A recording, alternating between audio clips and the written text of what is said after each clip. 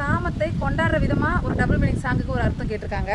அங்கம் முழுதும் பொங்கும் இளமை இதம் பதமாய் தோன்ற அள்ளி அணைத்த கைகள் கேட்க நினைத்தால் மறந்தால் கேட்க நினைச்சாலாமா, அட என்றா என்ன ரேப் பண்ண மாதிரியே பார்த்துட்டு வரிய மூடோட அப்படின்னு கேட்கறதுக்கு நினைச்சாலாமா. கேள்வி எழும் முன் விழுந்தால் அவன் இவன் நம்ம ரேப் பண்ண வரோம்னு கண்டுபிடிச்சி நம்மளை கேட்க போகிற கேள்வி அதுக்குள்ளே அங்கங்கே தொட்டு மூடேற்றி படுக்க வச்சிருவோன்னு அவர்னால அங்கங்கே மூடேற்றி படுக்க வச்சிடறாராமா.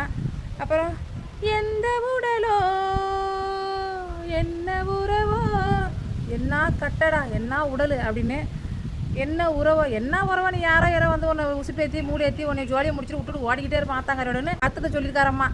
இதுக்கு மேலே எனக்கு தெரியல, உங்களுக்கு தெரிஞ்சால் சொல்லுங்கம்மா. நான் ஏதாவது தப்பாக சொல்லியிருந்தா மன்னிச்சிருக்கேன். செருப்பு தூக்கிட்டு வந்துடாதீங்க.